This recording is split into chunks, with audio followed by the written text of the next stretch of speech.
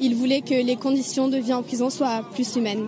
Merci beaucoup Eugénie. Et comme elle, ce sont, vous le voyez, des centaines de lycéens, de collégiens qui sont venus assister à cette panthéonisation aujourd'hui. Merci beaucoup Thomas Misraki. Vous avez aperçu Bernard-Henri Lévy à l'instant. C'est la philosophie plutôt que le charlatanisme, pour faire écho à Condorcet qui était sans grand homme. Il disait que les charlatans c'était les populistes. En quoi, même question, cet extrait, ce discours, il dit tout de qui il était? C'est un moment très beau parce qu'évidemment c'est l'aboutissement de ce qu'il était, l'amour de la vie, de la survie qu'il incarnait, le fait d'avoir survécu à la Shoah, à la déportation de son père. Et qui était assez avant-garde sur son époque et sur les autres politiques.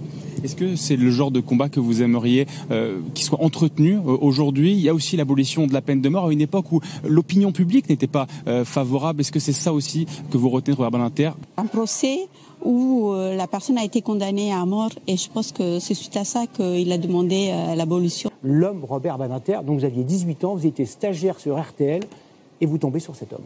Oui, je voulais faire l'école de journalisme et il m'a dit « Je n'aime que les professionnels, il faut faire les choses sérieusement ». Restent inhumés dans leurs cimetières respectifs. Monaco pour Joséphine Baker, Bagneux pour Robert Badinter. C'est un choix qui appartient évidemment aux familles. Et donc le cercueil qui va s'avancer tout à l'heure est un cercueil vide qui contient tout de même 5 objets symboliques. On peut peut-être les lister avec vous pour... Sa robe d'avocat, une édition de Choses vues de Victor Hugo, une édition du livre écrit à 4 mains de la biographie de Condorcet. La peine de mort. Je précise d'ailleurs que le texte de Victor Hugo sera le tout premier texte lu par Guillaume Gallienne, le comédien Guillaume Gallienne.